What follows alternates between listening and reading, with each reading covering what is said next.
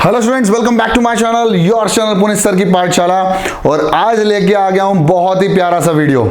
बहुत ज्यादा अवेटेड ये वीडियो रहा है क्योंकि splitting the middle term, factorization of quadratic polynomial का ये बहुत खूबसूरत सा लेक्चर अब हम स्टार्ट करने वाले हैं। तो बिना देरी किए इस लेक्चर को शुरू करते हैं। तो बेटा आप लोगों को सबसे पहले एक चीज समझ में आ रही होगी कि splitting the middle term method हम लोग क्यों इस्तेमाल करते हैं। अब सबसे इंपॉर्टेंट बात पता है क्या है कि हम इसको फैक्टराइजेशन के लिए इस्तेमाल करते हैं। फैक्टराइजेशन का मतलब क्या होता है, जैसे मैं बात करता हूं 12। अब मैं बात करता हूं 12 is nothing but a number, ठीक है। अब इसके दो फैक्टर निकालो, तो दो फैक्टर हमारे पास 3 और 4 भी हो सकते हैं। दो फैक्टर हमारे पास 2 और 6 भी हो सकते हैं। 6 और 2 भी हो सकते हैं। 6 और 2 यार 2 और 6 करो, कोई दिक्कत की बात नहीं है। या फिर 12 और 1 भी हो सकते हैं। इस 12 के ये दो फैक्टर, ये दो फैक्टर, ये दो फैक्टर, क्यों? क्योंकि हमें स्प्लिटिंग द करना है मिडिल टर्म, और मिडिल टर्म को दो पार्ट्स में डिवाइड करना है। वैसे तो इसके फैक्टर 2 इंटू 2 इंटू 3 होंगे, मतलब इन दोनों का कॉम्बिनेशन इसके साथ, इन दोनों का कॉम्बिनेशन इसके साथ, इसका कॉम्बिनेशन इसके साथ, यानी 3 टू जा 6 और 2, 2 टू जा 4 और 3 और एक 1 भी है, तो 3 टू जा 6 टू जा 12 और 1। तो देखो आप कॉम्बिनेशन मिल रहे हैं आपको फैक्टर्स के। अब स्प्लिटिंग द मिडिल टर्म इन्हीं किसी भी नंबर के फैक्टर्स के ऊपर डील करता है, क्योंकि फैक्टराइजेशन करना है। और फैक्टराइजेशन किससे करेंगे? फैक्टर से। तो बस इस मेथड को बहुत अच्छे से समझते चलना, धीरे धीरे एक एक करके। अगर आपको इस लेक्चर में समझ में नहीं आएगा तो आप बिल्कुल कमेंट कर दो, अभी कमेंट कर दो कि सर नहीं समझ में आएगा, तो फिर हम आपसे एक बार और वीडियो बनवा लेंगे। कोई दिक्कत नहीं, वीडियो बना देंगे कोई। तो पहला सवाल लेके आ रहे हैं, अभी कमेंट कर दो कि समझ में आ रहा है कि नहीं आ रहा अभी तक जो मैं बताया हूं। तो पहला, वैसे तो इतना जल्दी नहीं आता है, 12x square minus of 7x plus of 1। अब किताबों में आपको है ना बहुत अलग तरीके से ले जाते हैं। मैं किताबों की बुराई नहीं कर रहा हूं क्योंकि किताब तो खुद मुझे सिखाई है, तो ऐसा नहीं है। लेकिन अगर मेरे मेथड से समझोगे ना तो बहुत इजीली तुमको हर एक चीज क्लियर होती चलेगी जो किताबों में है। बस उसको एक्सप्लेनेशन मुझे करना है। तो सबसे पहले तो ये दिमाग में रखो कि ये पॉलिनोमियल कौन सा है। ये पॉलिनोमियल है मेरे प्यारे बच्चों, क्वाड्रेटिक पॉलिनोमियल। क्या है ये? Quadratic polynomial. और अगर मैं किसी नंबर को फैक्टराइज करने का सोचूं तो इस पॉलिनोमियल को फैक्टराइज कर सकता हूं, यानी दो पॉलिनोमियल्स के मल्टीप्लिकेशन इसके बराबर हो। फॉर एग्जांपल जैसे मैंने कहा 12, तो 12 को क्या लिख सकता हूं? 6 इंटू 2 लिख सकता हूं ना। ये फैक्टर्स में तोड़ दिया मैंने 12 को। ऐसे ही मुझे इस पॉलिनोमियल को तोड़ना फैक्टर्स में। अब आपको समझ में आ गई होगी। अब क्या करें? तो क्वाड्रेटिक पॉलिनोमियल है तो उसकी जनरल फॉर्म लिख लेते हैं। तो जनरल फॉर्म जो होती है, general form of quadratic polynomial is nothing but ax square plus of bx plus of c। अब ये क्वाड्रेटिक पॉलिनोमियल है, अगर मैं इक्वल टू 0 कर दूंगा तो यही क्वाड्रेटिक इक्वेशन बन जाएगी, जो कि 10th क्लास में बहुत काम की है। और ये वाला लेक्चर आप लोगों के अगले साल की तैयारी के लिए बहुत इंपॉर्टेंट है, इसको भूलना नहीं। कि मान लो अगर 10th में आ जाओ ना, 9 के बच्चे, तो इस लेक्चर को भी बहुत अच्छे से देख लेना एक बार। अब आपको क्या करना है, जैसे ही आपने ये करा आपको कंपैरिजन करना है और इस इक्वेशन को, जनरल फॉर्म को इस जो गिवन क्वाड्रेटिक पॉलिनोमियल है उससे कंपेयर करना है। तो कर लेते हैं। जहां a की वैल्यू निकलेगी 12, b की निकलेगी 7 माइनस का, और प्लस का 1 आएगा c। ठीक है।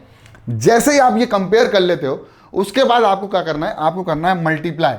a और c का मल्टीप्लाई करना है। क्या करना है? a और c का मल्टीप्लाई करना है। मैं जो बता रहा हूं उसको बिल्कुल पकड़ के चलो।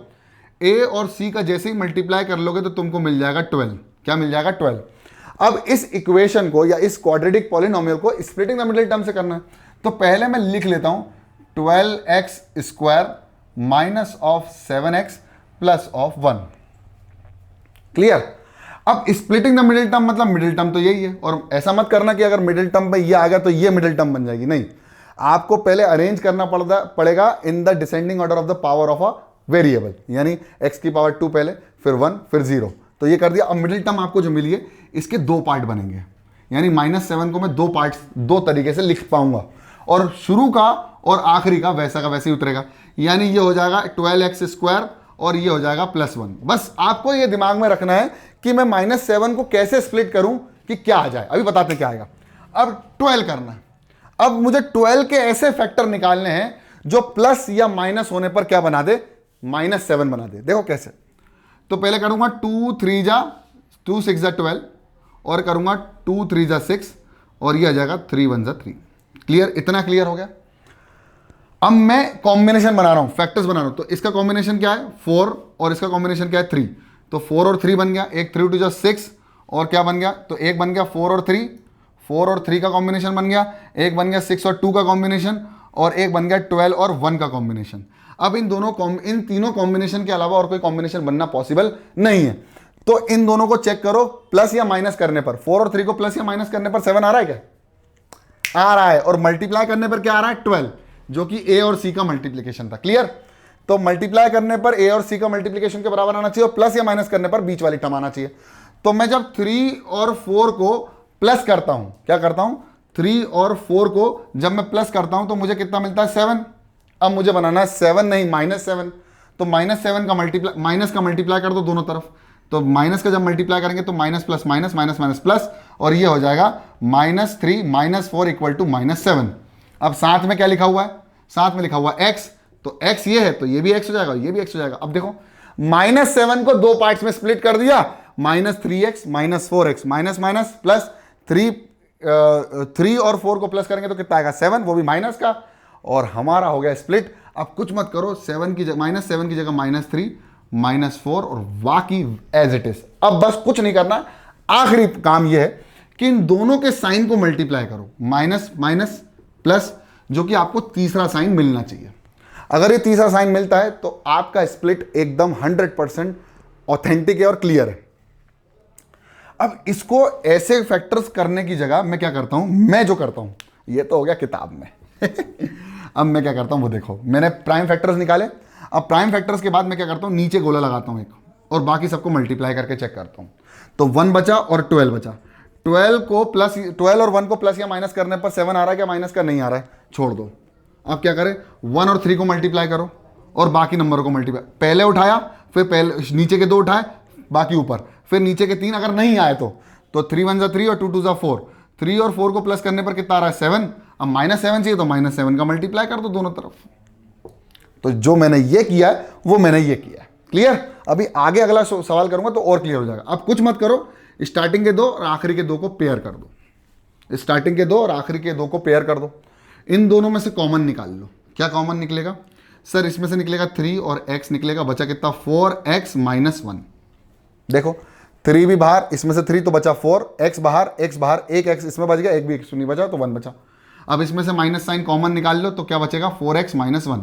अब चेक कर लो कि सही निकाला है कि नहीं common. Plus minus minus minus minus plus 1 1 जा 1, 4 1 जा 4। क्लियर? अब इन दोनों में से कॉमन क्या निकलेगा? अब इन दोनों में से कॉमन निकलेगा 4x -1 और क्या बचा 3x -1। अब आपको एक चीज बहुत अच्छी तरह से क्लियर ये हो गई होगी कि 4x -1 को मल्टीप्लाई करेंगे 3x -1 से तो किसके बराबर आ जाएगा 12x² minus of 7x plus of 1, यानी इसके फैक्टर 2 हैं। कौन? एक तो 4x -1 और एक 3x -1। इससे डिवाइड करूंगा तो भी रिमाइंडर 0 आएगा, इससे डिवाइड करूंगा तो भी रिमाइंडर 0 आएगा। फैक्टर निकाल लिए मैंने किसके, 12x² minus of 7x plus of 1 के मैंने क्या निकाल लिए फैक्टर्स। बहुत शानदार तरीके से आपको समझ में आ गया होगा। नहीं आया, मैं कह रहा हूं नहीं आया, कमेंट कर दो, अभी कमेंट कर दो, कमेंट कर दो, कोई दिक्कत नहीं। ठीक है? अब देखो, लेकिन इसको 1-2 बार देखना पड़ेगा बेटा। ये पहले अगर नया है तुम्हारे 8th क्लास में भी करवाया होगा, लेकिन अब ऐसा करवाया कि नहीं करवाया पता नहीं। तो अगला सवाल लेके आ जाते हैं। अगला सवाल आपके लिए बहुत इंपॉर्टेंट है। अगला सवाल है क्वेश्चन नंबर 2, 12x की power 3 plus of 7x plus of 3। क्या करें? पहले क्या करेंगे, कंपेयर करेंगे ax² प्लस, अब अगला सवाल देखो ना तो और क्लियरिटी आएगी। तो a से c का मल्टीप्लाई कर दिया, 2 3 जा 6, 6 का ऐसा फैक्टर की 7 आ जाए, 6 का ऐसा फैक्टर की 7 आ जाए। तो देखो 6 2 3 जा 6, 3 1 जा 3, 1 गोला लगाया, नीचे का 1 और बाकी के 2 मल्टीप्लाई, 3 2 जा 6 1।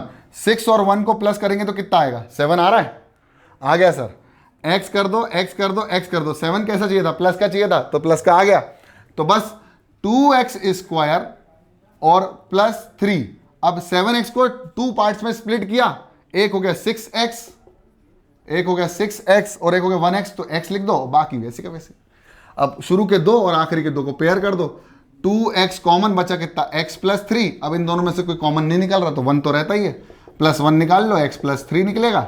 दोनों में से क्या निकलेगा, x प्लस 3 बचा कितना 2x प्लस 1, तो 2x प्लस 1 कर दिया फैक्टराइज, 2 फैक्टर्स निकल गए इसके। अब 2 फैक्टर्स लेने के लिए क्योंकि पावर 2 थी पावर 3 तो 3 फैक्टर, पावर 4 तो 4 फैक्टर, पॉलिनोमियल में ये खूबसूरती चलती रहती है।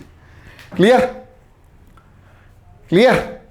अरे यार ये क्यूब नहीं था, सॉरी स्क्वायर था। सर क्या गलत लिख दिया है, ठीक है सही लिखा है, सही, बाकी सब सही किया, यहाँ मैंने सही किया, यहाँ गलत लिख दिया था, I am so sorry, unsubscribe मत कर देना चलो क्वेश्चन नंबर 2 के बाद क्वेश्चन नंबर 3 और 4 में आपको दूंगा होमवर्क और आप लोगों को लिखना है जय महाकाल के साथ। Homework done. तीसरा सवाल कर दूं, चलो तीसरा सवाल कर देता हूं। 6x स्क्वायर 5x माइनस 6 ए सी का मल्टीप्लाई। अब मैं देखो ए और सी का मल्टीप्लाई 6 6 36, 36 का ऐसा फैक्टर कितना, अब देखो 9 4 36 होता है और 9 और 4 को माइनस करोगे तो 5 आएगा। देखो खूबसूरती है, देखो फिर भी मैं करके दिखाता हूँ। 2 18 जा, 2 9 जा, 3 3 जा, 3 1 जा, ठीक है। अब क्या करेंगे, 9 और 4 निकाल लेंगे, तो देखो इन दोनों को इन तीनों को मल्टीप्लाई करके 4 और 9 आ गया, 9 4 माइनस कर देंगे तो कितना आएगा 5x। तो 6x स्क्वायर। अब एक चीज है, देखो 9 और 4 को माइनस कर रहे हैं तो 5 आ रहा है, 5 प्लस का आ रहा है, माइनस का आ रहा है, प्लस का आ रहा है। अब इस साइन को और इस साइन को मल्टीप्लाई करके चेक करो, थर्ड साइन आ रहा है कि नहीं आ रहा, आ रहा है सर, प्लस माइनस माइनस, 9 में से 4 9 में से 4 जाएगा तो बचेगा 5, यहां लगा दो x, यहां लगा दो x, यहां लगा दो x। क्लियर, बहुत बढ़िया। क्या होगा अब 6x स्क्वायर तो एज इट इज रहेगा और प्लस का कर दूंगा मैं 9x और माइनस का कर दूंगा मैं 4x, माइनस का कर दूंगा मैं 6। तो देखो इन दोनों की पेयरिंग कर देता हूं, तो इन दोनों की पेयरिंग करने के बाद 3 कॉमन, x कॉमन, बचा कितना 2x प्लस 3। दोनों में से कॉमन क्या लिखा, ये 2 इंटू 3 था, ये 3 इंटू 3 था, तो एक 3 बाहर हो गया, तो एक 2 बचा और एक 3 बचा, x बाहर निकल दो। -2 कॉमन ले लिया तो2x माइनस 3, सॉरी प्लस 3। देखो 2x प्लस 3 बचेगा इसमें भी, जब माइनस का 2 कॉमन, माइनस दोनों साइन से कॉमन, तो दोनों प्लस क्या होगा। अब चेक करने के लिए कर लो मल्टीप्लाई, माइनस प्लस माइनस 2 2 जा 4x, माइनस प्लस माइनस 2 3 जा 6। क्लियर, दोनों में से कॉमन क्या, 2x प्लस 3 और 3x minus 2, these are the 2 factors can be written as 6x की power 2 plus of 5x minus of 6। और ये वाला मैं आपके लिए छोड़ के जा रहा हूं, बहुत खूबसूरत सा होमवर्क। आई होप आपको लेक्चर समझ में आ गया, लेक्चर समझ में आ गया तो पसंद आ गया, पसंद आया तो लाइक कर दो, चैनल में नए हो तो सब्सक्राइब कर दो। और कमेंट्स में सबके पढ़ते जा रहा हूं। एक बच्चे ने कमेंट किया था कि सर जल्दी से चैप्टर खत्म कर दो, मेरा कुछ पेपर है, शायद 8 या 9 तारीख को पेपर है, तो I will try my level best to complete the chapter. तब तक के लिए पढ़ते रहो, बढ़ते रहो, देखते रहो पुनीत सर की पाठशाला। जय हिंद।